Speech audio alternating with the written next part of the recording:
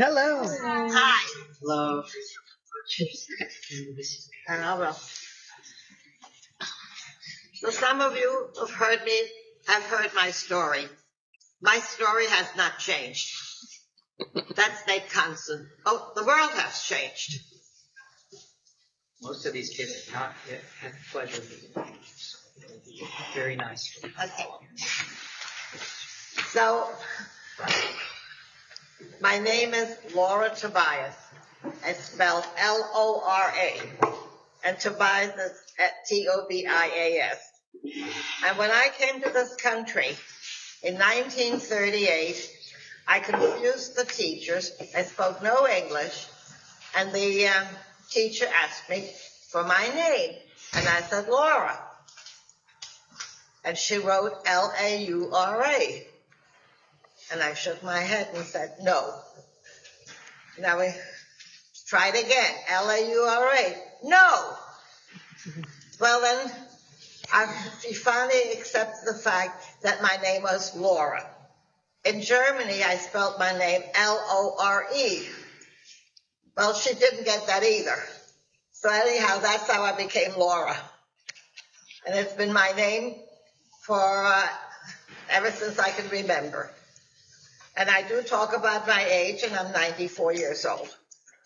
So you all so that's what you can aim for. A good and healthy old age. So I brought some pictures along. I don't know how we're going to do that. Well, Ms. Tobias, first if you could maybe just tell your story, Right. And then we could share the pictures. We are honored to have you today. Your late husband, Sigmund Tobias, and you have visited our school 3 prior times, and they've been very meaningful and impactful experiences for myself and my students. If you don't mind, I would like maybe just to briefly give the overview of his story, and then Sure. anything you would like to add, and then tell your story, and then our kids would love to have the opportunity to talk to you and ask you questions, if that's good for you. So Mr. Tobias lived in Berlin, and I recall one of his earliest memories of things starting to not be that great there was when he was only 3, he saw some benches painted in the city that said Jews forbidden. And I believe he was 5 at the time of Kristallnacht. Yes, and almost 6. Yeah, he was 5, and he remembers being so frightened from the glass shattering as the Nazis were attacking the Jewish homes and synagogues and businesses. And so his father figured out they needed to get out, and he tried to go through Belgium, where he was captured, and actually taken to Dachau concentration camp. But his mom found that Shanghai, China would accept Jewish refugees, and at that point the Nazis were letting Jewish refugees go if they had a place to go to. So he and his family fled to Shanghai, China, which was occupied by the Japanese, who were allies of the Germans in World War II. But Mr. Tobias said, although it was not the most pleasant of conditions, the Japanese were not as hateful and racist toward the Jewish people there as the Germans had been. And Excuse me. At that time, Shanghai, which was a city on the waters, on the ocean, it was split into 3 parts. You had the French concession, you had the English section, and then the Japanese occupied the part that had been the Chinese section of Shanghai. So Shanghai was split into 3 parts, but the ship that they were on could not land in either the British or the French concession, and the only people who would accept the Jews is they landed in the Japanese part of Shanghai, I think, and I don't remember the name of the river, and that's where they were able to disembark from the ship, and that's where they found a refuge. And then he shared that a German colonel, I believe, was urging the Japanese to put all of the Jews in Shanghai on junks, boats, and take them out and sink them. But he said, to the credit of the Japanese, they refused to do that. They did later, at the urging of the Germans, moved them into a ghetto, but nothing as extreme as the Germans had hoped. And then survived the end of the war there. And when the war was over, his family was afraid that the Chinese communists were going to come in and take over, and they would be facing another bad situation.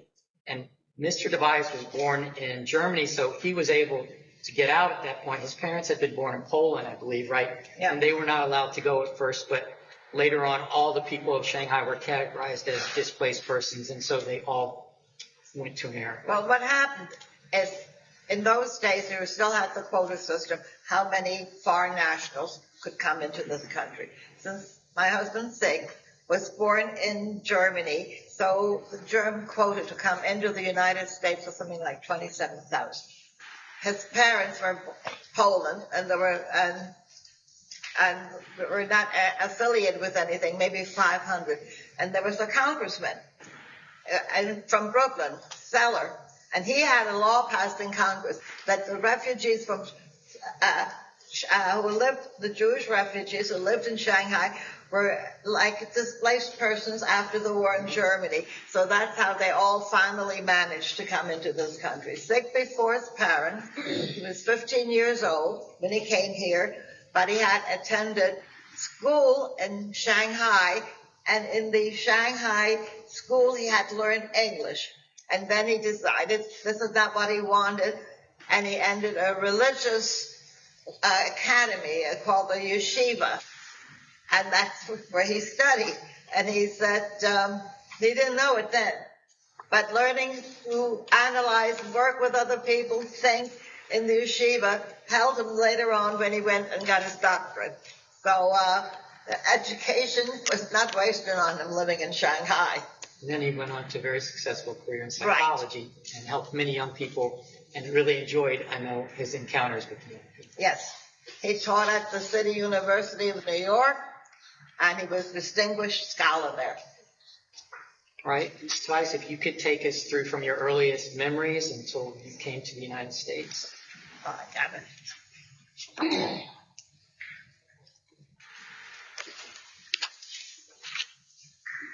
As I said, I was born in 1929, and in those days, 1929, the world was in turmoil. You had inflation, you had the Depression. But we lived in Germany, and we were also affected by the Depression. And of course, Germany had lost World War I, and there was a lot of blame who caused Germany to lose the war.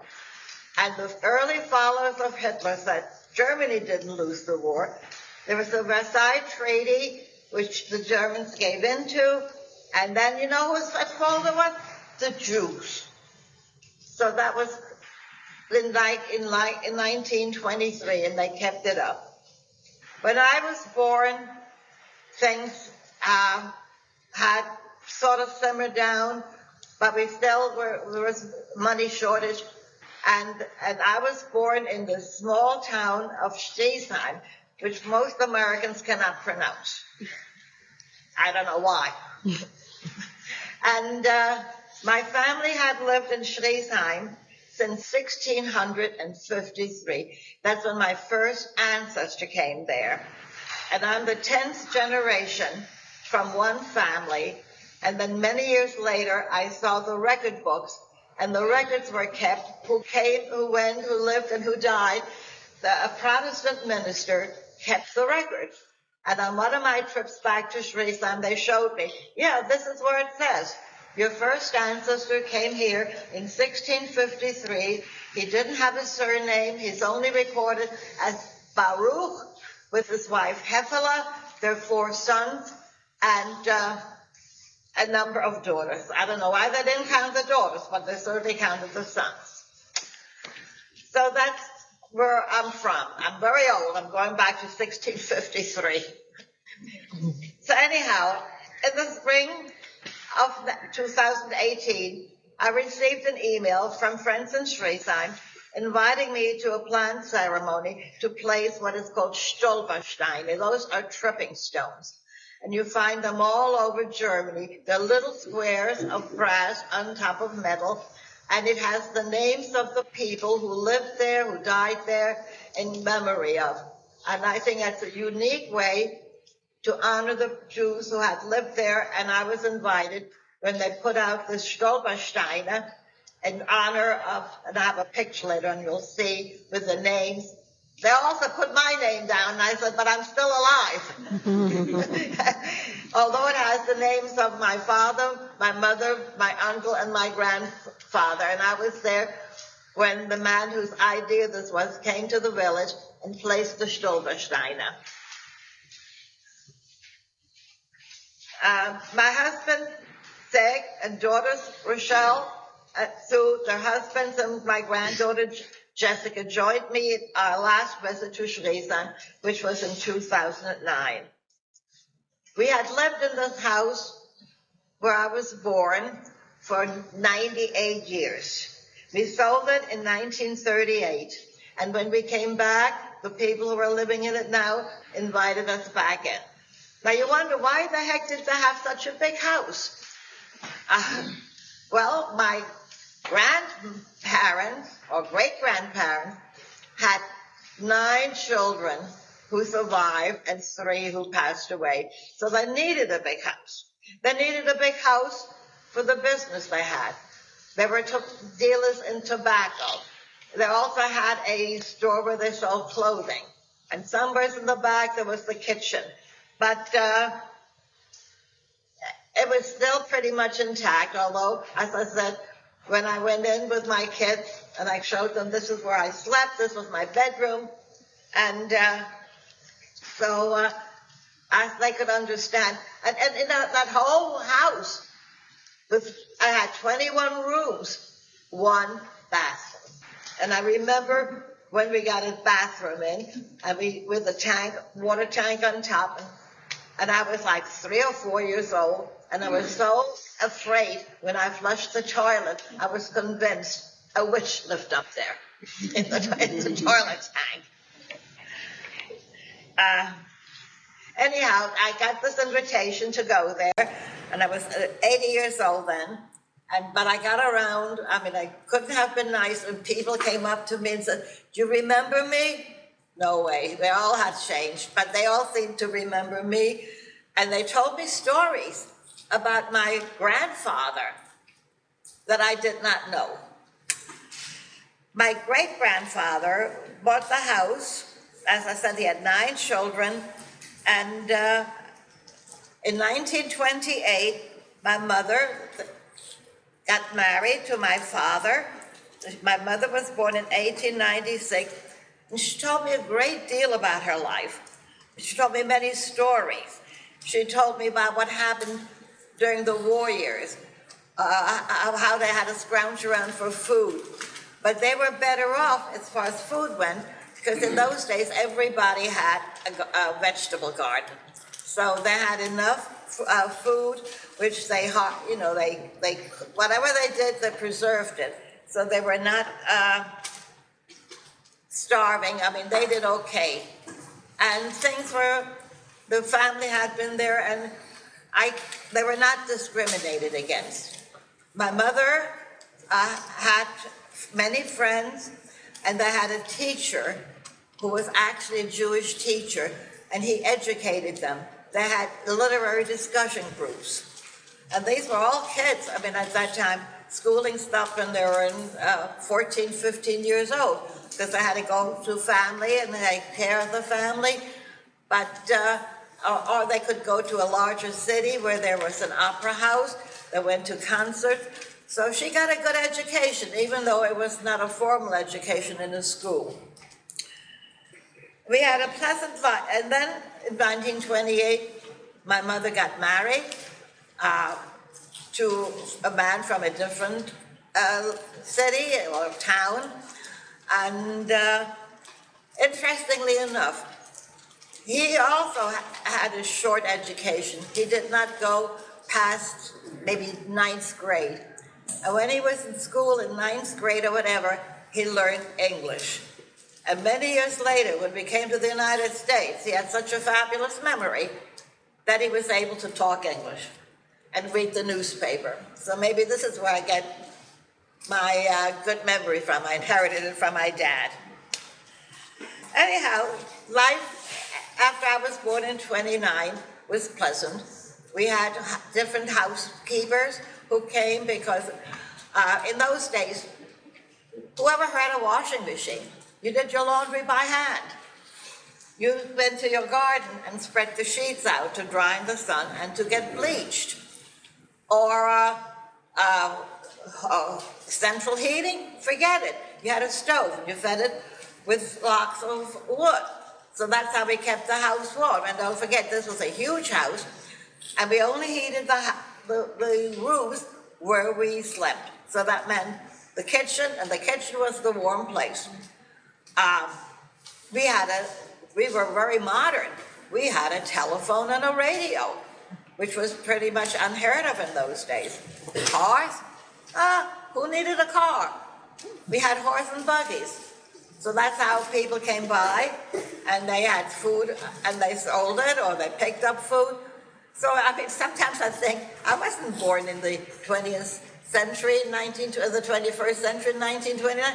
I go back to like the 1700s. So when I read The Little House on the Prairie, that was me.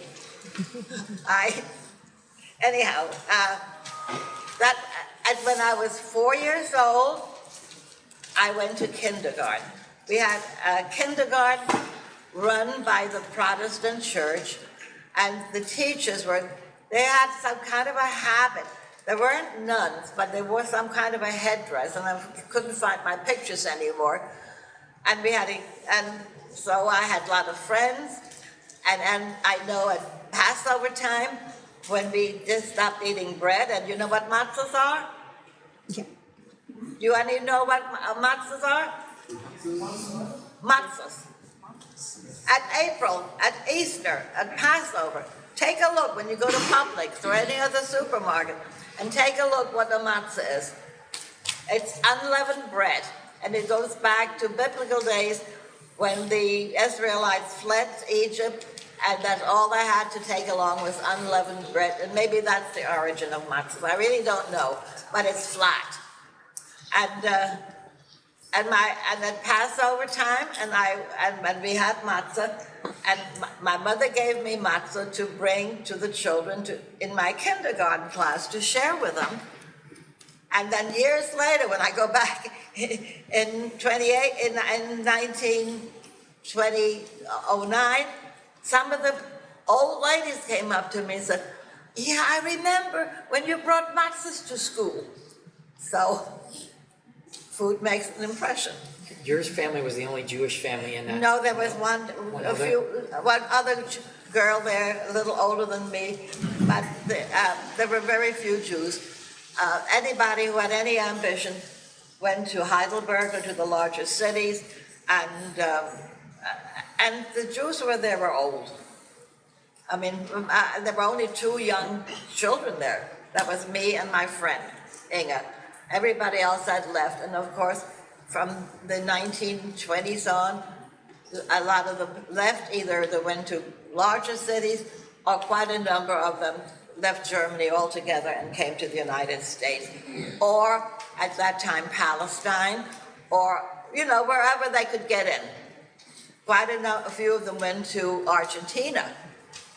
And many years later, when I was in Argentina, I actually met some people who remembered them coming there from Germany. Well, anyhow, we had a pleasant life in Schleswig.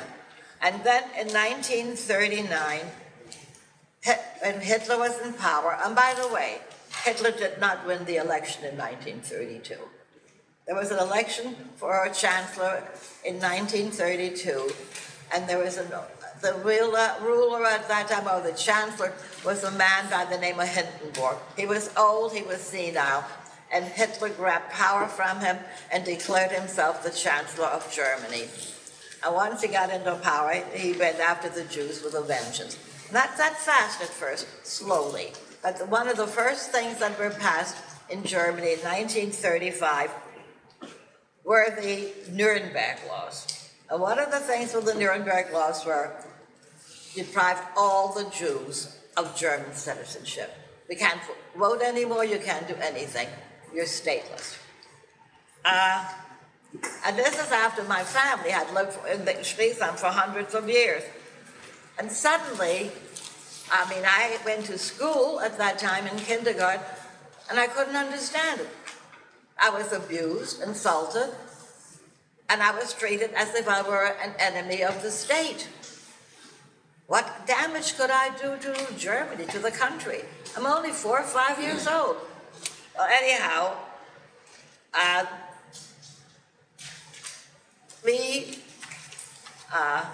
so the Nuremberg laws of 1935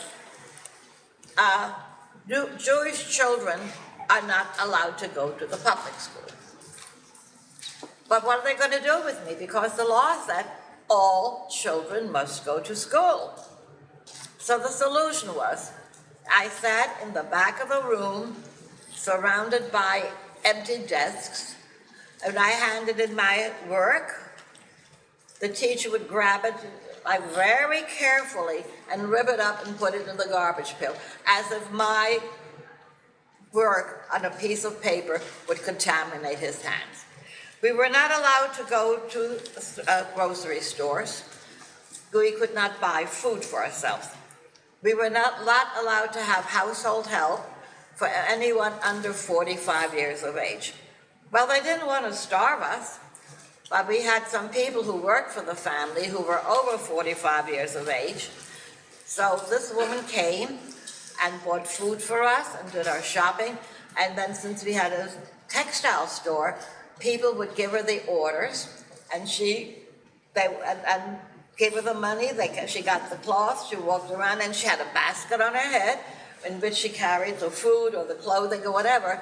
And if it weren't for Babette, that was her name, we would not have managed that well.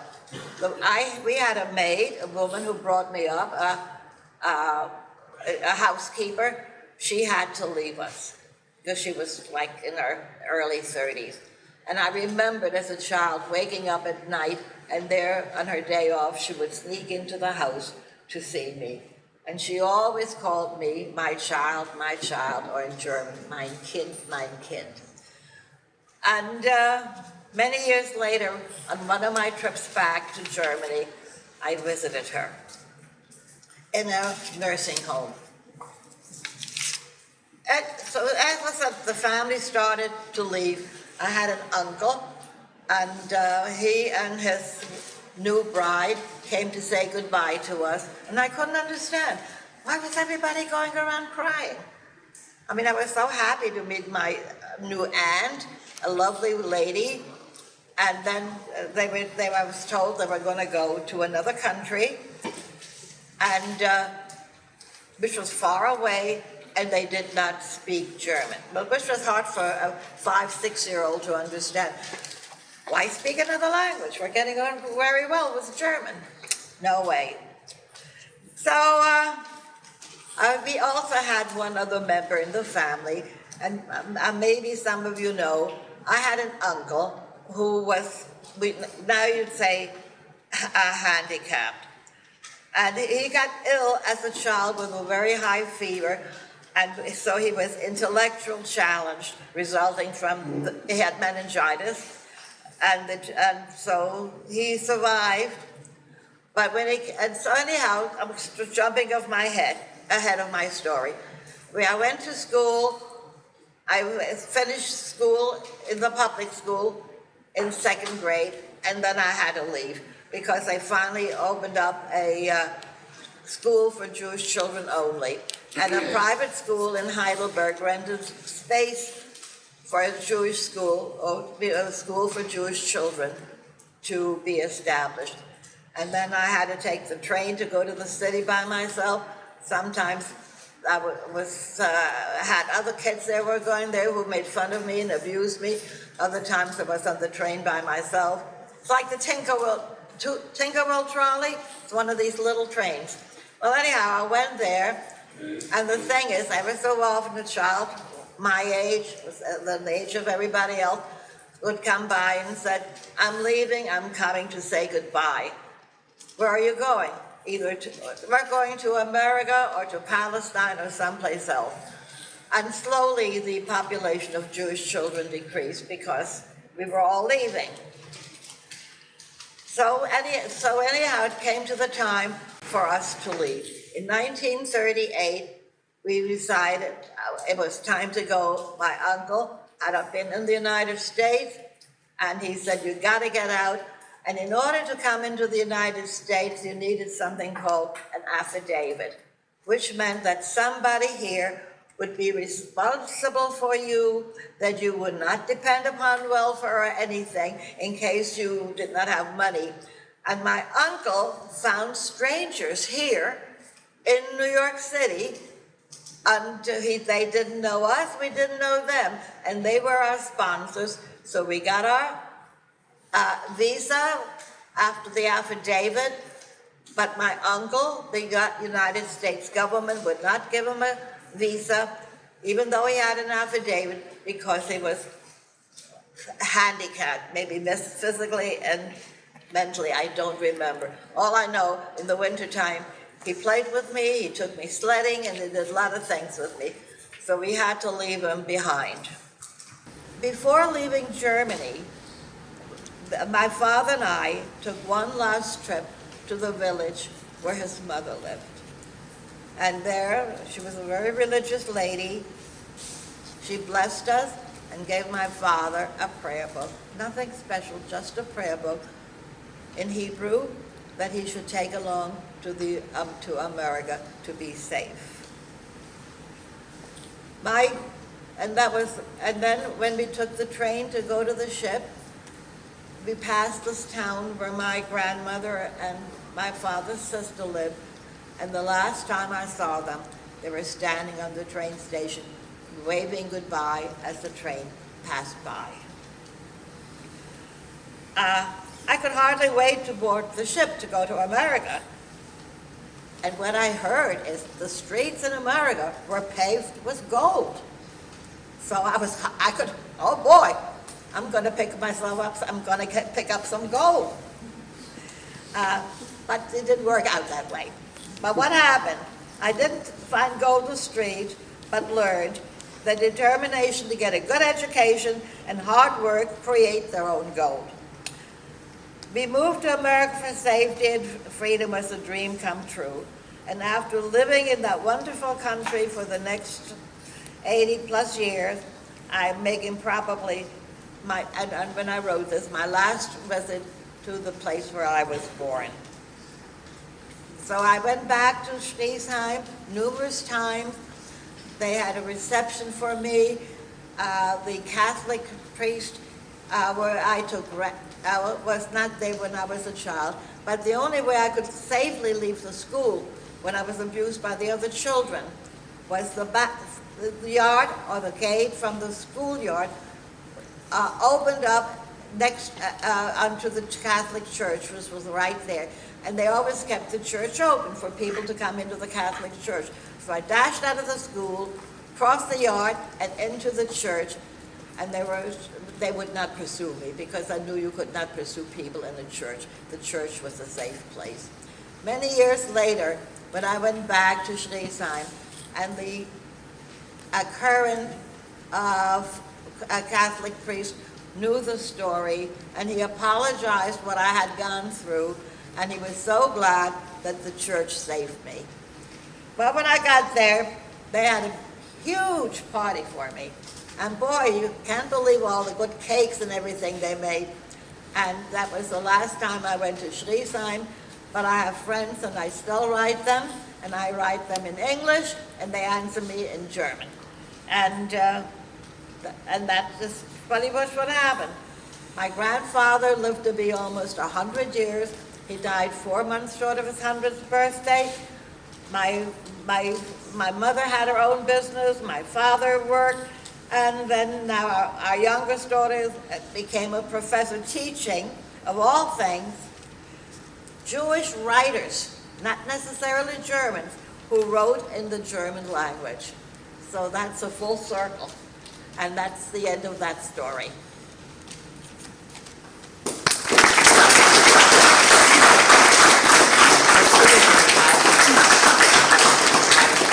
share the story about the kids when they were throwing the stones at you and who protected you? Oh, that's interesting. In the schoolyard, we had a lady who sold cookies. They were bakery cookies. Her husband had a bakery. She sold cookies off a little cart, and I used to hide behind her. And she would call the kids' names since I told them to get out of there and to leave me alone, and she protected me. 2 generations later, when I came back to Germany, the mayor of the town invited me. That was the cookies lady's son. So I went back, of course, his mother had passed. But as I said, he came to New York once, and I met him. But this is how I managed to escape being pelted with stones that the teacher encouraged the kids to throw me. So the bakery lady saved me. So that's one story. And then we had other people. As I said, we couldn't go into a grocery store to buy. We could not go to the butcher. My mother had a friend who moved away. Her best friend, since they were little children, was afraid to meet her. So my mother had to take the train to a strange city where she was not known, and her friend came from Frankfurt, and they met. So that's the only way they could see each other, to go someplace where they were not known. So, and by the way, shortly after that, in passports, they put the letter J, meaning Jew or Judah. Somehow or other, I have my passport, my mother has her passport. Whoever issued the passport for us would not put in the J. So they were not all bad. There were some good ones, and who liked the Jews and wanted things to change and wished it was better. So, any other stories or questions?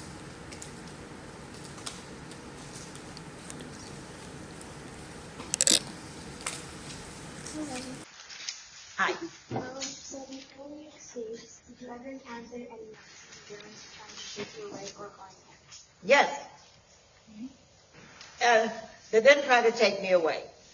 It's too small a town. But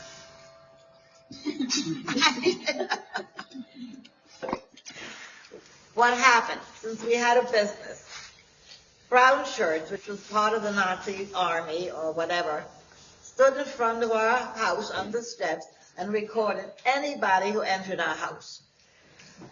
In those days, how people got news, because, as I said, I don't know what century I was living in, but we had a town crier who walked through the town ringing his bell, and people would gather around him, and he would tell them the latest news. I said very few people had a radio. I mean, we had a radio or a telephone, and that was ripped out of the wall.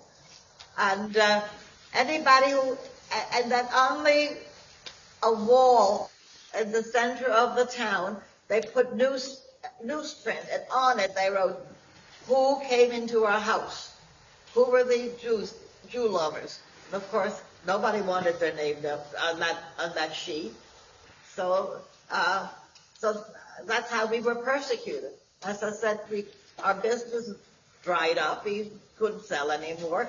And then, we realized it was time to go. And we were fortunate. My father, mother, and sister, whom I last saw standing on the train in another town, she had a daughter living in Holland. She went to Holland. Unfortunately, they were in hiding and were betrayed.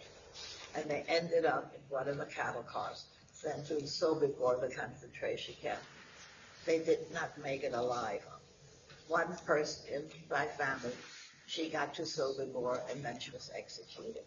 But I had 2 young cousins from the same family tree. Fundamentalist Christians took these 2 girls in. One was blonde, and the other one was dark-haired. The blonde one could stand outside and work on a farm. The other one could only come at night. And she said, so they're the only 2 members of my family that survived. the war. I don't know how many my grandfather had, none of them. I mean, I have pictures, I have names, so, and I'm passing all this information on to my granddaughter. Thank you. You're welcome. Hi. I just wanted to ask, did you ever find out what happened to your uncle that you left behind after the war? Yes. He was in Gurs, a concentration camp on the French border and my father, I don't know how he managed, but as I said, he had a fabulous memory. He wrote to the French government, and we got a death certificate from him, where it says where he, and then later on, there are other Jews there, and they erected a cemetery in this area, and my uncle has a tombstone with his name on it.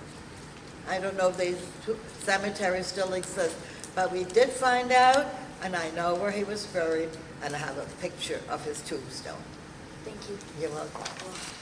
Hi. I wanted to ask, what was your family like? My family? To me, they were an ordinary family.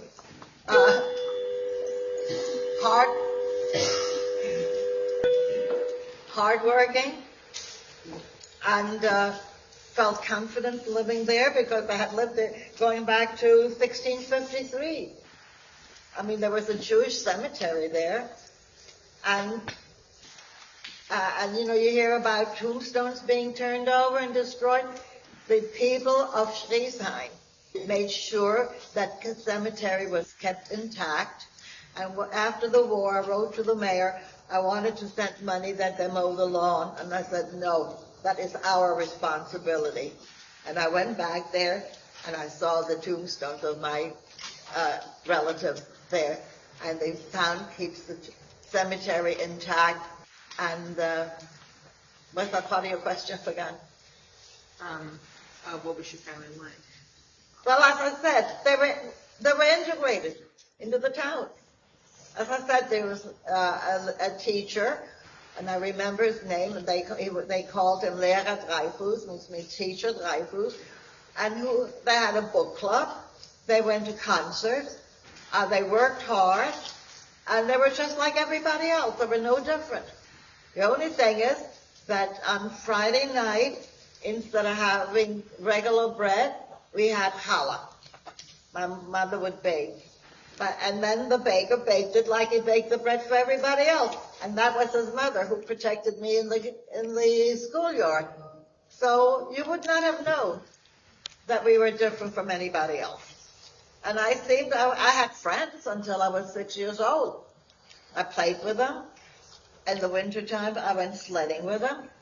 And that somebody was slightly off or handicapped, not unusual. Many families had people who were either physically or mentally not well, and they looked out for each other and for other families.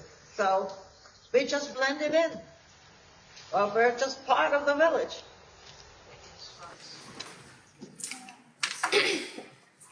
If you could say something to your younger self during those times, To myself, to your younger self during the Holocaust. what I would say, hatred doesn't get you anywhere. Accept people as they are and don't hate. I mean, we're all different. We all have mothers and fathers and sisters and brothers.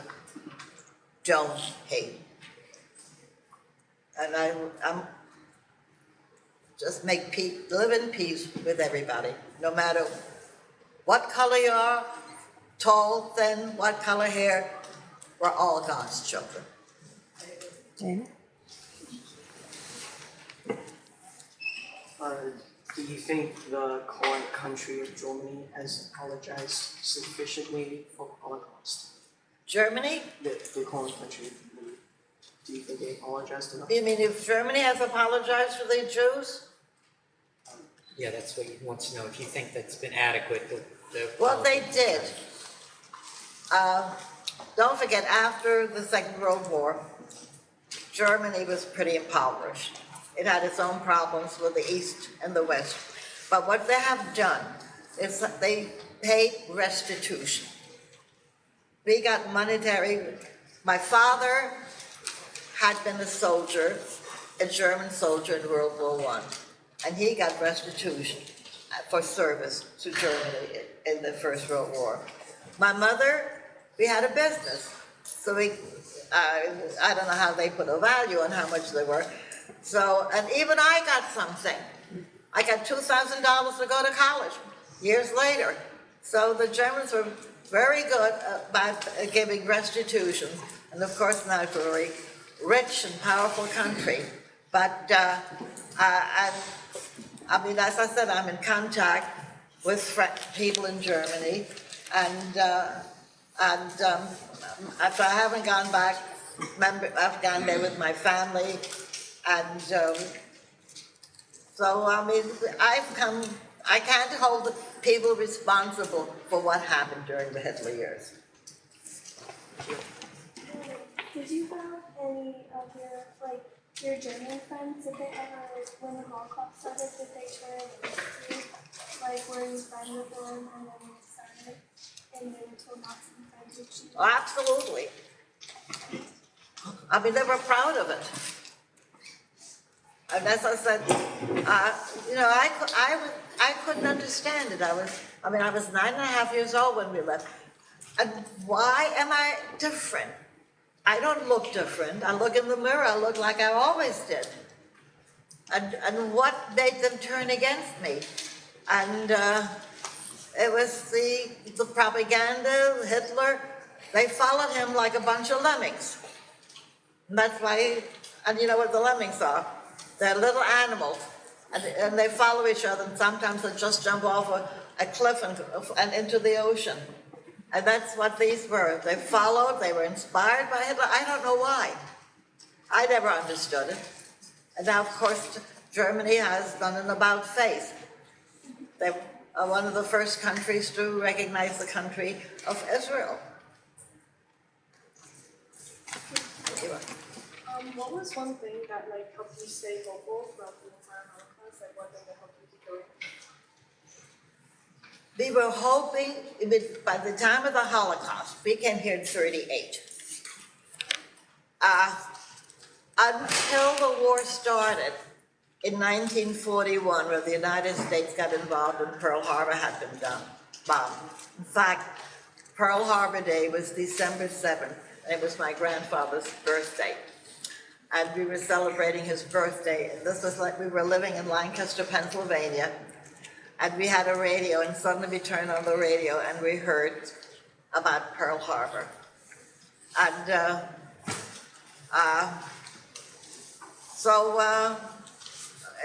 and you wanted to know? Well, we were worried what happened to our relatives in Germany. I mean, a lot of them had fled to Holland, and then we knew Hitler had invaded the Netherlands. And that was a big worry. And we never heard from them till after the war. That somebody wrote us, in fact, the person who wrote us, I had these two young cousins who were now 17 years, 18 years old, wrote us that they had survived. But until then, we had no idea what happened to our relatives.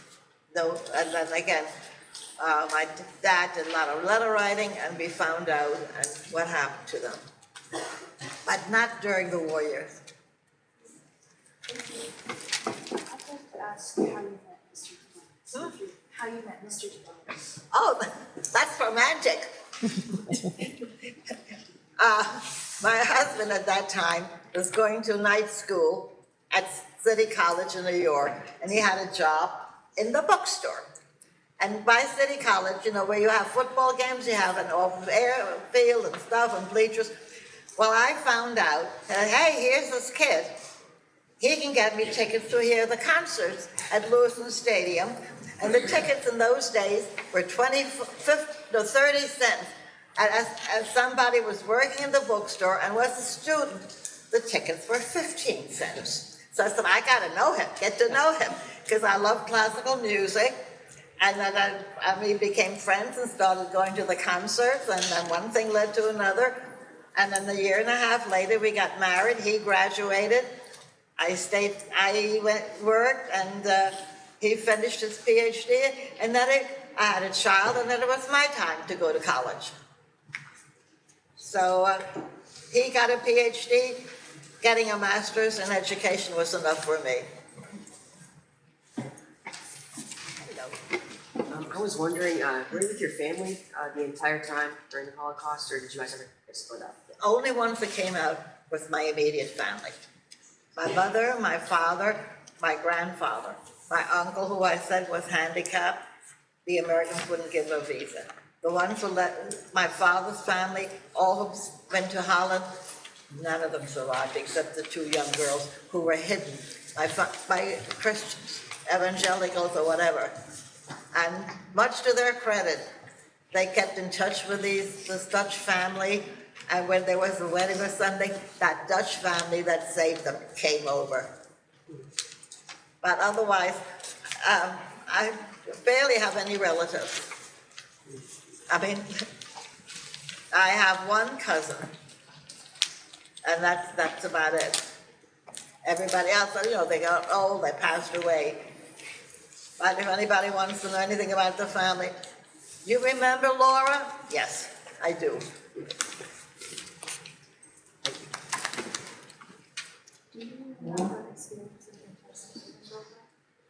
Did I experience? Yes and no. I mean, I experienced anti-Semitism when I was kicked out of school. Prior to that, no. I didn't, and then when we came to the United States, and in 41 the war broke out, and we lived in Lancaster, Pennsylvania, which is a strange place, Amish and Mennonite and others, and they really felt, they respected my family because they said, you are independent, you don't want any charity, and they admired the fact that my parents both worked so hard, but I did not experience anti-Semitism. You're welcome. Do you recall how you felt about what was happening in Germany while you were in America? How I felt? I didn't understand it. I mean, when I got kicked out of the school, why? Why was the teacher so hateful to me? I did not understand it, and no one could explain. And here my mother had been telling me stories what her life was like growing up with her sisters and brothers and parents, and I just didn't know. It was a puzzlement. And how do you explain to an 8-year-old child, you're different? But I'm not different. I looked in the mirror and I looked like everybody else, with long, dark hair. So, later on I'll show you some pictures. Still have a picture back there. Yeah. Thank you. What was it like being one of the only Jewish families in your town? They had lived there, as I said, since 1653. They were such a part of the town. So we were just like everybody else until Hitler came along and the Nuremberg laws. The Nuremberg laws of 1935 made a huge difference in the attitude. It deprived Jews of being citizens, number one. So we were already put into the dustbin, as far as they were concerned. We were not worthy of anything. If the doctor refused to see me because he was afraid something would happen to his practice. Fortunately, in another close by city, there was one Jewish physician. Actually, when my father, in 1936, had a hemorrhaging from a growth in his stomach, and the local doctor refused to treat him. I remember my father lying there like in a coma or out of it, had fallen down a flight of steps, bleeding. Well, the local doctor refused to take care of him. I don't know how my mother got him to the hospital. The nearby city of Heidelberg had one of the best hospitals in Germany, and they admitted him. And then years later, some years later, he told me he got 5 blood transfusions. And he said, I have more Aryan blood in me than Jewish blood. So the hospital and the doctors did their duty in Heidelberg. The local doctor, forget it, he didn't care less. So that was one thing. Thank you. Yeah. What did you start speaking about your experience in the Holocaust? What? Why did you start speaking about your experience in the Holocaust? Oh, years ago. I mean, I lived in various places. I lived in New York. I lived in Lancaster, Pennsylvania, and then I don't remember, but people were interested. But we were mainly interested in my husband's story, how they fled Germany and ended up in Shanghai. I mean, and 20,000 Jews found refuge because of the Japanese acceptance of them. And then I guess, then he started speaking out, and then I started speaking out. We started speaking out in the synagogues we belonged to. And it wasn't anything, a lot of them were proud of what had happened and how we were treated, but as I got older, I'm speaking out more. This is my 3rd time here or 4th time? 4th time. 4th time. I'd like to look into something unimaginable things. What would you believe is the hardest thing you went through? What I went through? What was the hardest thing you went through? Leaving. I mean, I'm 9.5 years old. I'm saying goodbye to the few friends that I had who were still left. I'm saying goodbye to my grandmother when I went to see her, and she handed my father just a simple prayer book, and then seeing her on the train, and then also leaving my uncle, who we put into a Jewish nursing home, or whatever you want to call it, had a different name in Germany, and leaving all those people. That was very hard on me, because I knew in the back of my mind, I don't think I'll ever see them again. I don't know who told me that. And of course, when the war broke out. When did you immigrate to America? When? Yeah. When I came here? I came to America in October. I landed October 6, 1938. And a major historical event, at least for me, happened then. In September of that year, September 27th, Hitler, who had grand ideas of greater Germany, he wanted to annex land from other countries. So in 1938, he invaded Czechoslovakia. And there was supposed to have been a treaty that if Hitler or the Germans tried to annex Czechoslovakia, England and France were to go to war to defend Czechoslovakia. Well, that didn't happen. But there was a conference, September 27th, 28th, called the Munich Conference. And if you look it up and or Google it, you'll see the whole story. So so the leaders of Chamberlain, who was the premier of England, Daladier from France, Mussolini from Italy, and Hitler, and they met in Munich. And then Hitler said, okay, this is it. I'm not going to invade any more countries. This is it. And Chamberlain left with these famous words, we will now have peace in our time. At that time, we were on the liner on our way to America. Well, the liner went, and my father said, this is very funny. The wake of the ship is going in circles.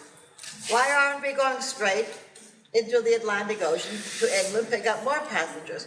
But the next morning we had come back, And that was when Hitler and Mussolini and Dalla Jane Chamberlain met. And then Hitler said, no, I've had it, I'm not going to invade other countries. And Chamberlain said, peace in our time. And then we left Germany. And then we got here a few days late, but we got here October 6th of 1938. Well, because I'm talking about my cigarettes through that. Were any of the kids in your class next to you at all? What? Were any of the kids in your class next to you at all? In kindergarten, yes, because actually I bribed them. Because I brought in candy and food. And I had one child that I was friendly with, and her parents were very poor, and she would come to my house, and my mother would feed her. That was it. But Mr. Baker reminded me about Kristallnacht. Kristallnacht, we got here October 6th. On the night of November 9th, it was Kristallnacht, the shattering of the glass. At that time, my husband was living in Berlin with his parents, and he was just 2 weeks short of his 6th birthday. And he writes in his book, they walked around barefoot or in tiptoes or in socks, made no noise. His mother had made sandwiches to be as quiet as possible, not to draw attention to themselves. And then the next morning, they heard the noise, they heard the shattering of the glass, but they kept the windows and the curtains shut. They had no idea what was going on.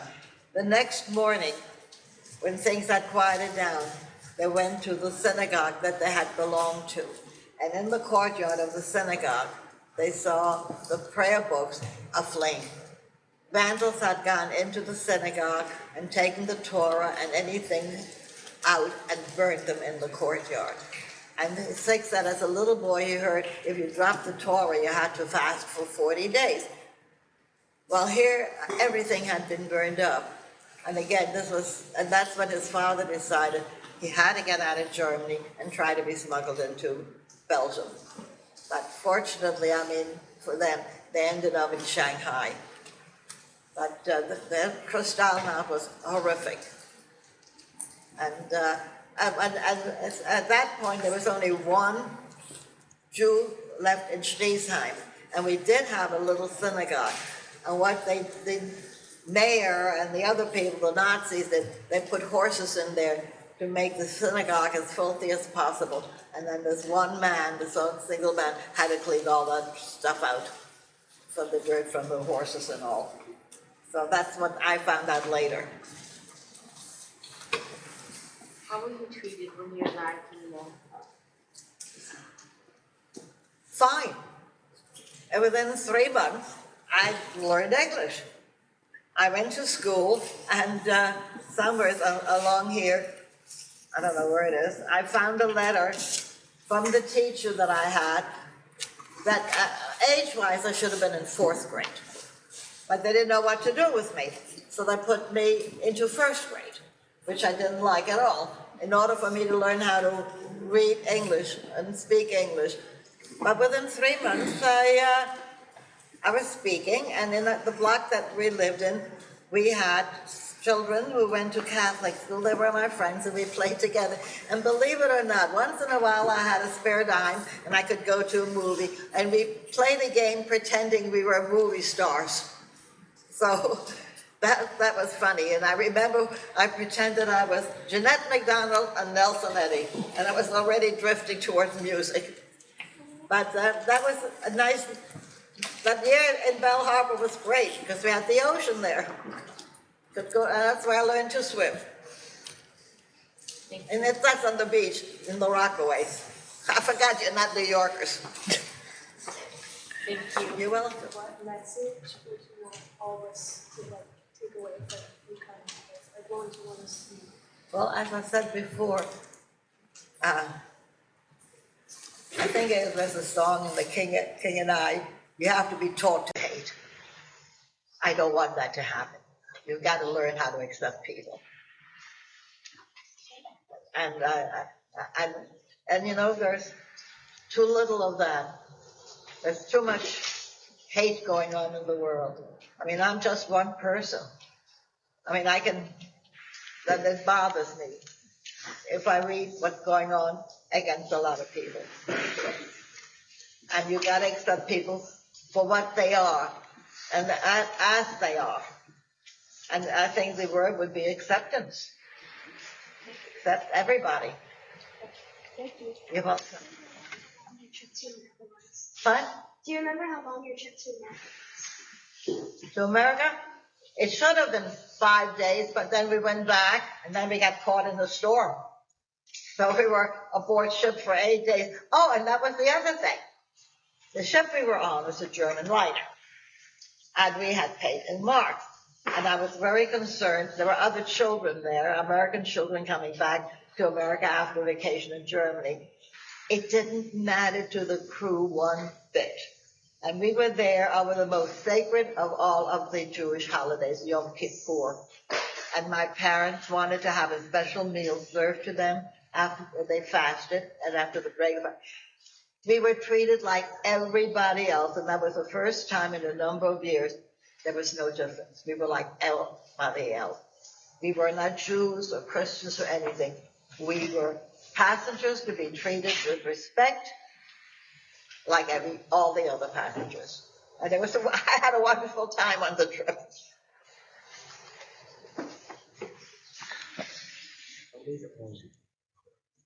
How's the way that you were treated? What? How's the way you were treated before the Nazis took control? Kindergarten, the first, until 4, it was fine. It was just like a curtain came down on the past. Forget, you're not like anybody else. You're a second-class or third-class citizen, and you don't belong here. Get out. So that's why so many left. And we were fortunate that we could get out. But they didn't want us. But we, as I said, which is a pity, but at least we got out. A lot of them didn't. Like a half of them, I don't know the numbers. I think Germany had a population of 500,000 people, but half of them got out. But which was not the case with the other countries.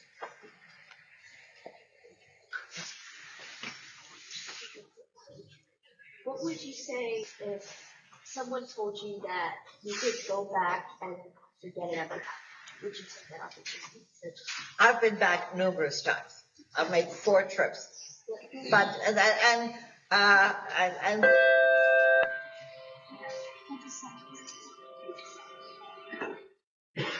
I've been offered dual citizenship between the United States and America. I wouldn't accept it. What I mean is, if you could go back and the Holocaust never began, if Hitler was the first power, I would have left. would you have left regardless? Would you have stayed? Without Hitler, there was no reason to leave. Hitler was the reason. And what was happening and Goebbels and Goering and Himmler and all those people around him. They were the reason. And they wanted us out. But without them, there was no reason to leave.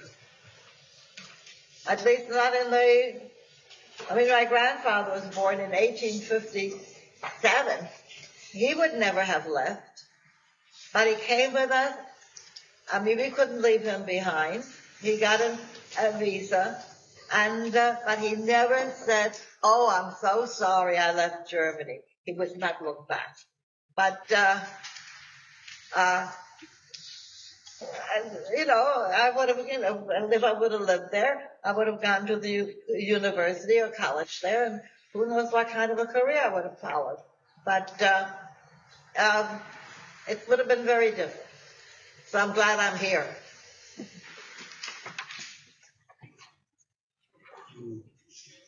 About when you first actually understood what was going on and the concentration camps, you found out that how many people were being killed. What was your initial reaction? Rage, horror.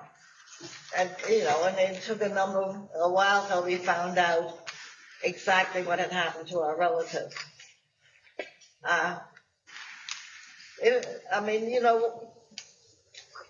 Disbelief And my father kept hoping that his family that had gone to Holland, maybe they were safe, they were supposedly hidden. And then we found out that was not the case. So, I would say rage, the feeling that we all had. How could this happen? And of course, I didn't understand. But I know what happened to me in school. And I couldn't understand why I had to sit in the back of the classroom surrounded by empty desks. And the teacher called me names and encouraged the children to abuse me. I'm 7 years old. I'm in second grade. I didn't understand it. So later on, confusion, rage, a lot of different feelings. All negative. Sorry about that. Isaac. How did you cope emotionally with your Holocaust experience? What? How did you cope? Well, as I said, it took a while till we found out exactly what happened. The Germans were excellent record keepers. So we were able to find out very rapidly what happened to the family. Other countries, we didn't. They were not as systematic or as careful. And don't forget, a lot of this is forgotten. There were a lot of people who were happy when the Germans invaded their country. I've talked to my cousins from Holland, and I said, well, the Dutch did so much. If you read what happened, that's very often not the case.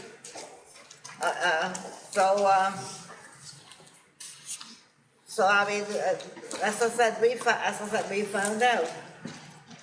My grandfather had two sisters who were in their 80s, and then living in Holland, and they had married two brothers, and they had I don't know why they went to Holland. I never found out, and why they married two brothers, two sisters marrying two brothers, and then we found out a while later that they had been put the cattle cars and transported to be taken to Sobibor, which is the name of a concentration camp in Poland. It was one of the absolute worst. As I said, only one of my relatives survived that trip. So, fortunately, countries are releasing their records. And it takes some doing, and it took my father some doing. And it's now, the war ended in 45. This is like 70 years, 80 years later. And they're still coming up with new evidence. Because countries wanted to keep hidden what they did to the Jews. I'm talking a little loud. I got hearing aids, but you know what? They're not working too well. What was the scariest thing you experienced What?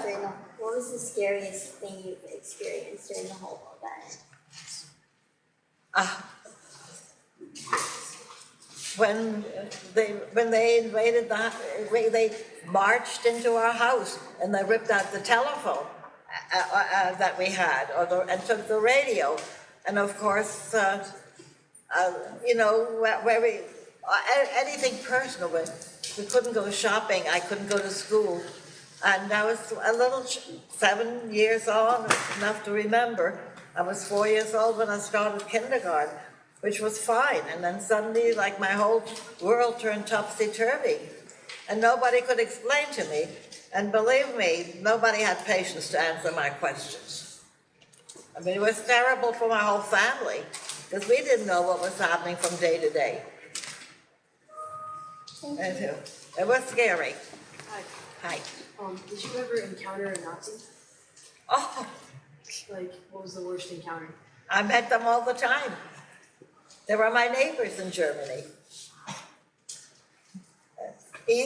Left, rear, side, next door to me, they were all Nazis.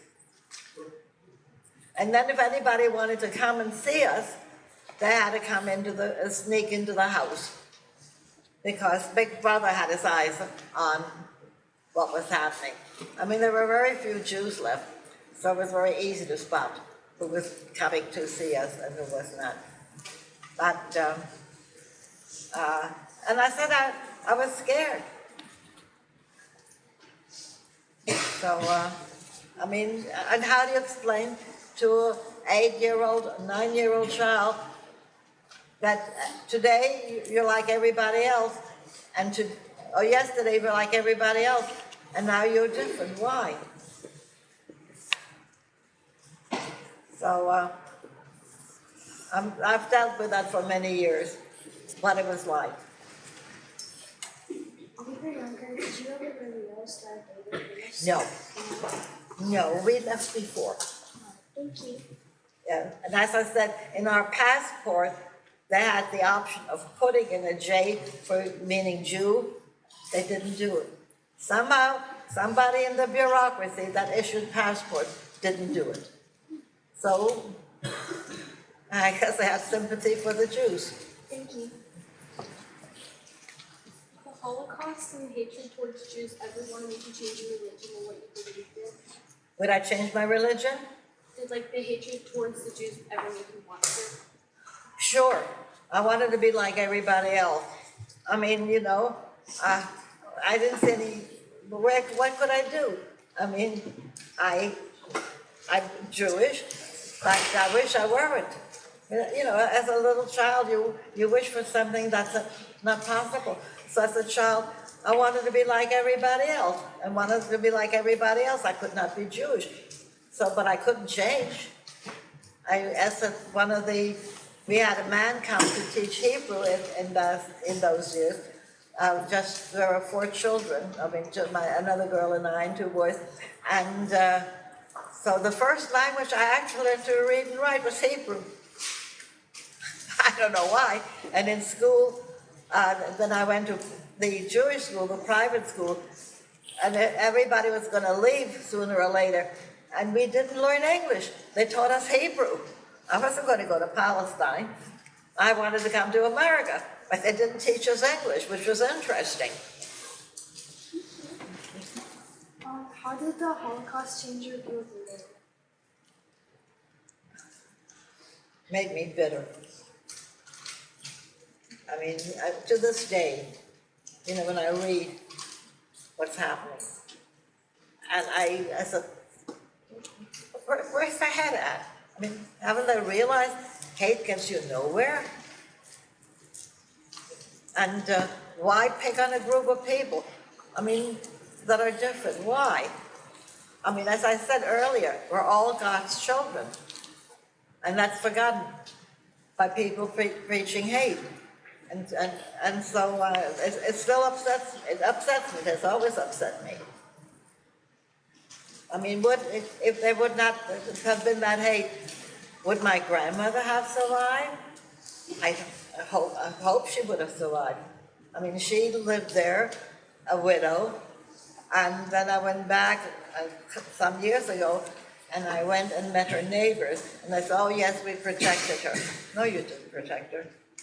And she left. But then they were very eager to see me, and boy, I was treated like the prodigal son returning. They made a party for me. Big party. With a lot of home-baked cake. And then the ones who were my age apologized. But I said, we family had lived there for so many years. We were such a part of the environment. I mean, the Oppenheimers. So it was hard. How was life different from living in America? I'm sorry? How was life different from living in Germany and America? Oh, world of difference. Nobody asked me, are you Jewish? They wanted to know, can you work? Can you get a job? The American government was not going to give us, help us out and give us welfare. Not that my parents would have accepted it. So it was very different. And then, of course, and the whole, everything. In Germany, You had to do laundry, you had to do it by hand, scrub it out. And then before we left, my mother knew enough to buy a refrigerator to come to bring along to the United States. We didn't have a refrigerator in Germany. In the basement, we had a cold room, and that's where we kept the food, and it didn't spoil. So it was totally different. I mean, food, everything. It's like in two different worlds. And I remember then we bought a washing machine, a refrigerator, and so when we came here, we didn't have to depend on anybody, but we were not allowed to bring money. We were only allowed to bring $24, I think, a person. So fortunately, my parents got jobs or did something, and which they had to do menial work, and they never had to do that in Germany. So there's a huge difference, like night and day. It's hard to explain. But that's what I feel sometimes I grew up in two different worlds. Thank you. There was one question, one thing you could leave with us today, what would that be? I'm sorry? There was one message you could leave with us today, what would that be? Don't hate. I mean, hate gets you nowhere. We are all, as I said, God's children. And we should learn how to live together and not hate. And I'm against killing of any kind. There's been too much of it. There's no glory in it.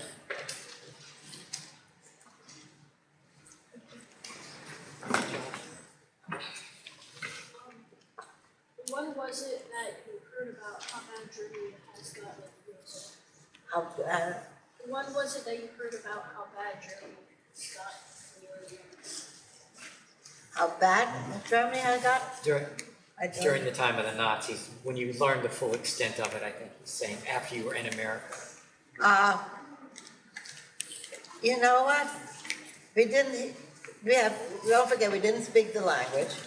If I heard anything on the radio, and you didn't hear that much of it.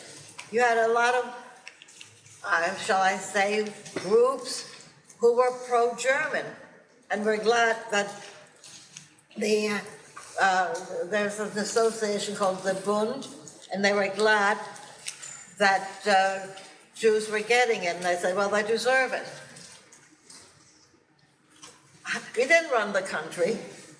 The Jews didn't run the country, and it was difficult. I mean, the attitude. But again, we didn't speak the language. It took a while. I mean, I became the interpreter, and then I had just started to learn English, and I didn't read the newspaper. I was just happy to be accepted by children to play with them again. We had not been allowed to in Germany. So, and my parents worked hard. And of course, we were afraid what happened to our relatives. I had an aunt who was deaf and dumb.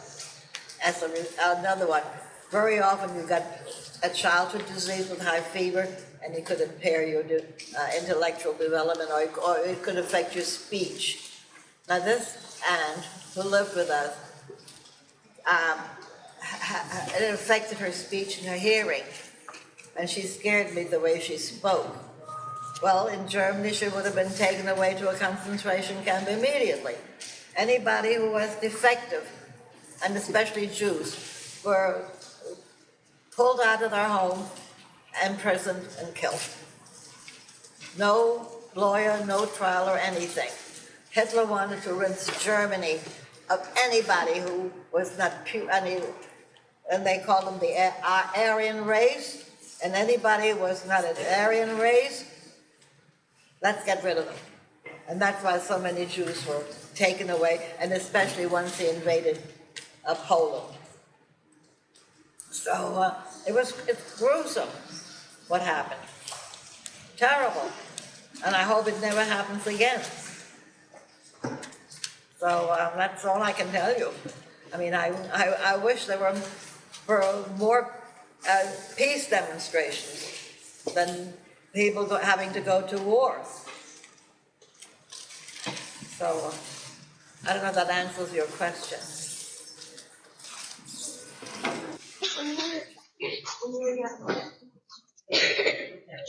You mean I'm not young anymore? When you were back in Germany, what did you do to keep your mind off the things you were doing? You know what? The people that I met came up to me and said, we're sorry it happened. They apologized. And they knew, and Jewish history is taught in the schools in Germany. It's a topic that is taught, I don't know, from what grade on up. But they don't make any boast about what Hitler did to the country and to the Jews. And they're ashamed and embarrassed by it.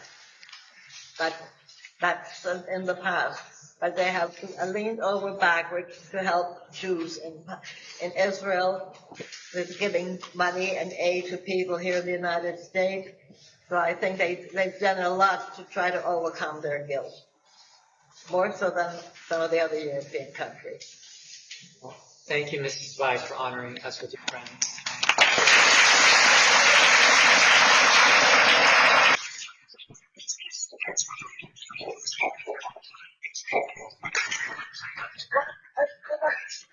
Thank you for coming back here and telling you my stories while I'm still capable. Might not walk like I used to, but I'm still capable, I think. Thank you for having me. And I hope I haven't posed some questions.